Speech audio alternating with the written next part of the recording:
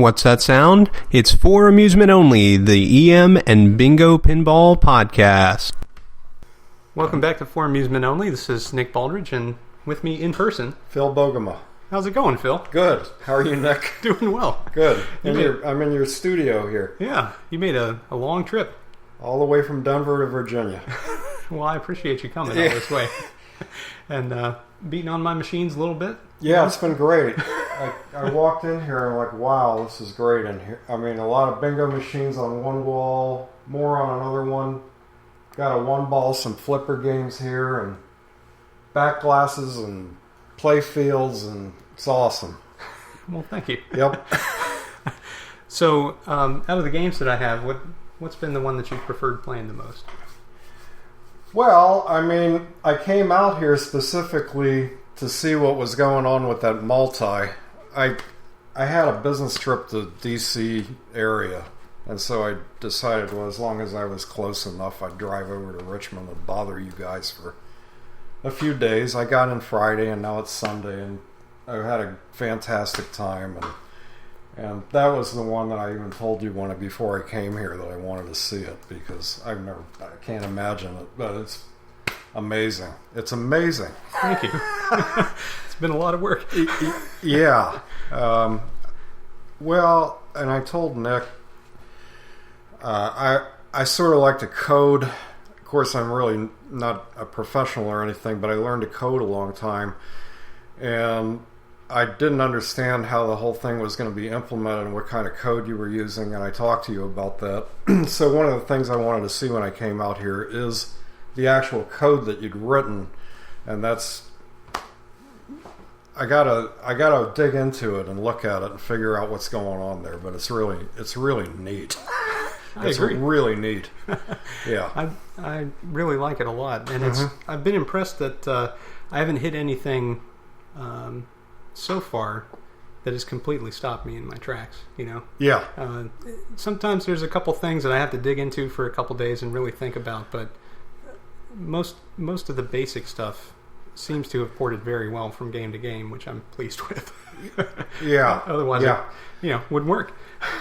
Well, and it was kind of interesting, finding out about the implementation of what kind of hardware was back there, what kind of computer you're using, how fast the computer runs, the capabilities of it, why you're using what you're using, and also, how the graphics being implemented. And it's just great. I mean, it's like you can go into this game and you can play all these games, and they keep adding more and more and more. So I played games that I've never played before, and it's just like you're playing the game. Yeah, that was the idea. Yeah, and the fact that it's in an actual bingo cabinet. That's the topper, isn't it? Right. I mean, it's like, so it's not a phony deal. Right. Yeah. There's not a video screen that you're playing on. Exactly. You're playing on a real play field. I get to pound the machine just like I pound the other machines. Exactly. Thank you for letting me do that too. No, absolutely. I will say, I've never seen, and Steve corroborated this, I've never seen anybody play quite the way that you do. No. But it's pretty effective, I've got to say. Well, I told you, I just bang the crap out of the games, and it works. The way I learned how to do it. I was telling Steve, and I don't know, and I think I was teaching you to, no, you're not putting your fingers in the right place.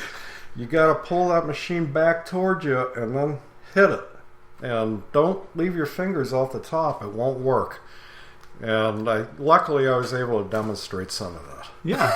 Well, it's very interesting, and I've started kind of mixing it up a little. Normally I grab the side rails. Yeah. But I've been trying to edge back down to the lockdown bar. Yeah. And that's the way I learned how to do it. And I was never any good if I grabbed those side rails like that, or crouch over the machine, or I can't do that.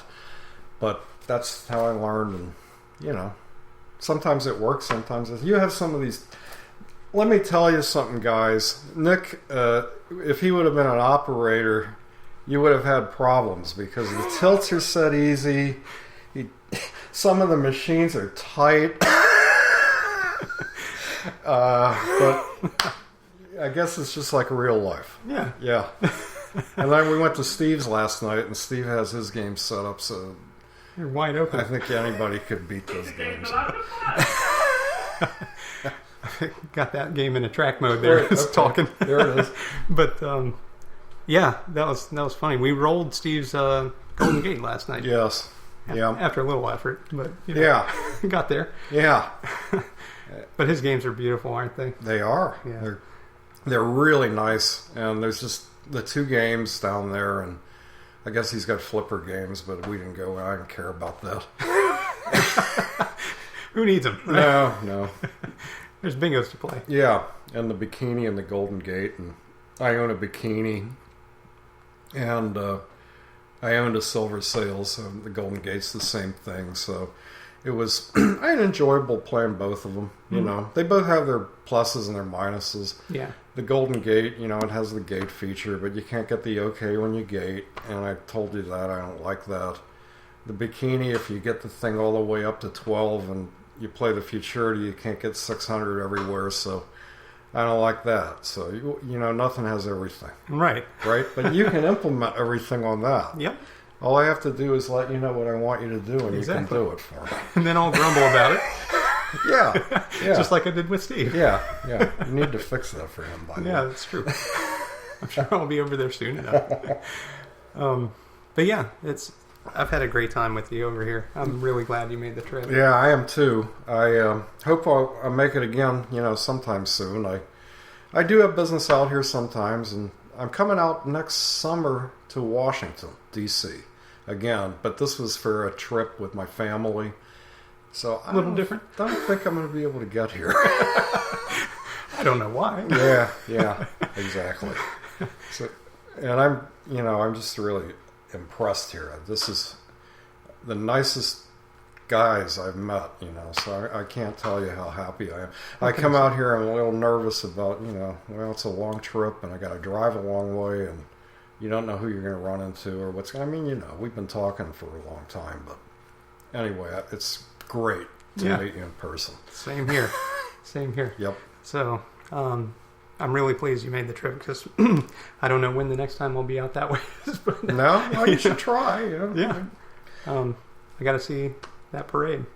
Okay. That's what's going to draw me out there. Yeah. I got a parade that I've got set up in the queue in my garage now to put together. I picked up all those machines last summer, and the parade, a touchdown, and a Carnival Queen were probably 3 of the ones that I was most interested in restoring.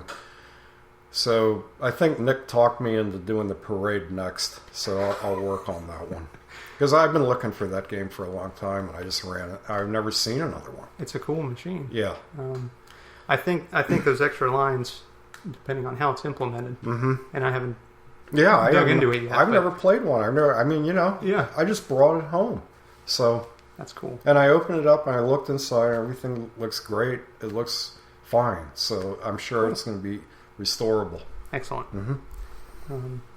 Well, very good.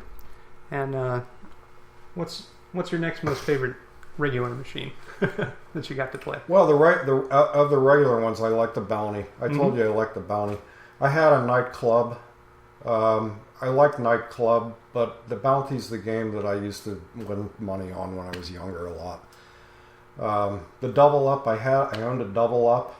I sold that one. I sold the Nightclub. I guess that was the one that I had the guy in the barber shop I fixed for. The Gay Time, I still have the Gay Time in my basement, so I don't know. We've got some overlap here, that's for sure. I never played a ticker tape, and I got to tell you, I wasn't thrilled with that one. I never played a United game at all. I've never seen a United game running. And so Nick has a Caravan here. And I don't know. I guess we decided it's too easy, and that's why they didn't run them too much. I have a feeling. Yeah. There's so many ways to win. Yes. It basically hands you a 5 in a line. Yeah. I managed to miss it last time. Yeah, but, I had all the letters lit in the name except for N, which is the final one. And I had gotten the special pocket feature, which gives you 8 balls automatically. Yeah. I still managed to miss it.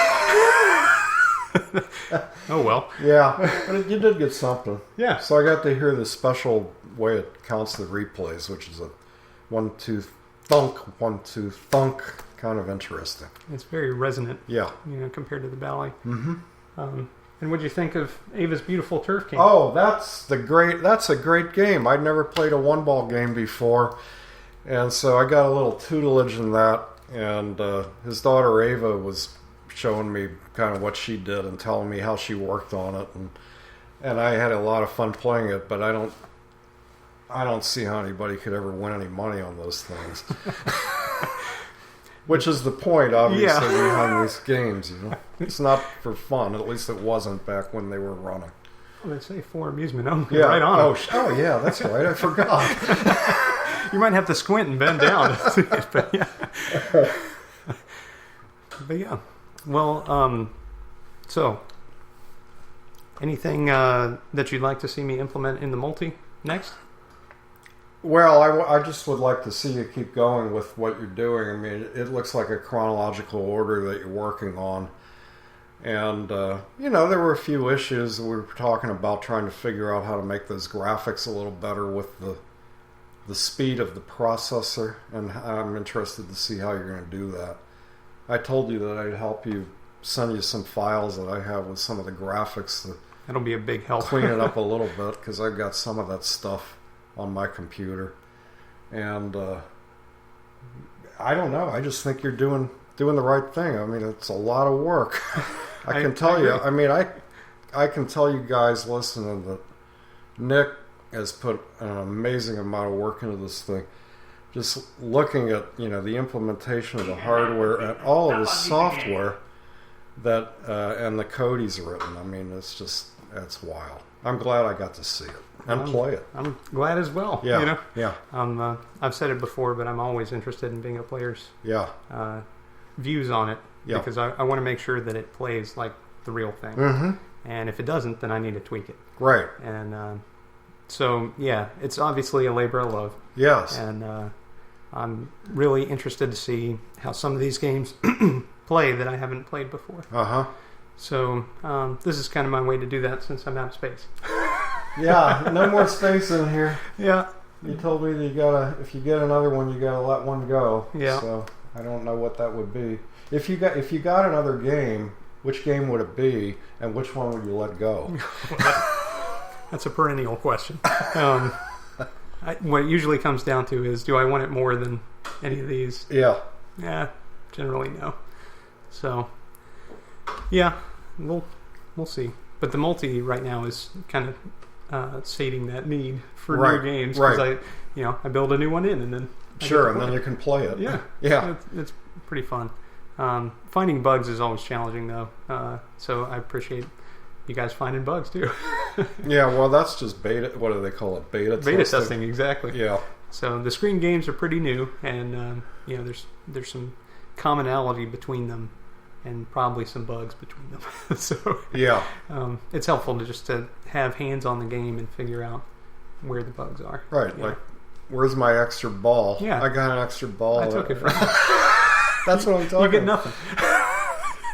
You're one of those operators, Disable the extra step. Or give it too liberally. It's one or the other. Yeah, one or the other. It's always disabled. Always. Yeah. So I give you that. I wonder if people don't understand what we're talking about. Yeah, probably not. I guess if you listen to all 300 and whatever episodes, you'll get there. Right. But yeah, there's nothing that beats owning one, getting in the back of one, tinkering, figuring out how they function. Yeah, and that's one thing I wish I could have done, but it's a little cramped in here. So you have to pull one of these things out to look at. We decided how the mixers, how much movement there is in the mixers, and to implement that in the code. And then I kind wanted to look in the back of that United game, but I don't want to crawl underneath. My back is not good right now, so I don't know why. Yeah. It's not fun if there's a problem. But, so I try to keep things mostly working, and then I don't have to. But yeah. So, So, and it's like, I was kind of curious to see the studio you have here too. I mean, it's kind of, I'm looking at the waveforms of the voice of it. It's like a regular radio studio you got here. just a lot cheaper. A lot cheaper. Yeah. Yeah, all it takes is microphone and a computer. And Okay. that's it. Cool. So, well, Phil, thank you again for coming all the way out here. Thank you. And for trying my games. Yeah, I've enjoyed it. I got one more night here in Richmond, so I think I'm going to go try to eat some crab cake. And the Broncos play tonight, so I'll watch a football game, and then I drive back and catch a plane in Dulles in Washington, and back to Denver tomorrow. So, good vacation. Excellent. Okay. Well, thank you, and I'll see you soon, hopefully. I hope at so. some point. I hope so.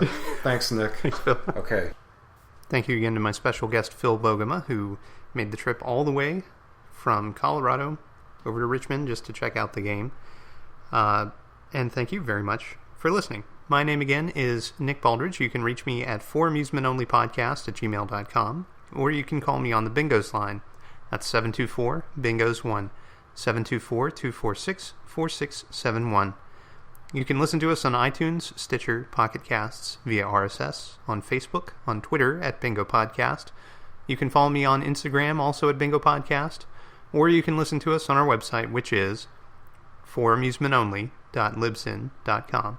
Thank you very much for listening, and I'll talk to you next time.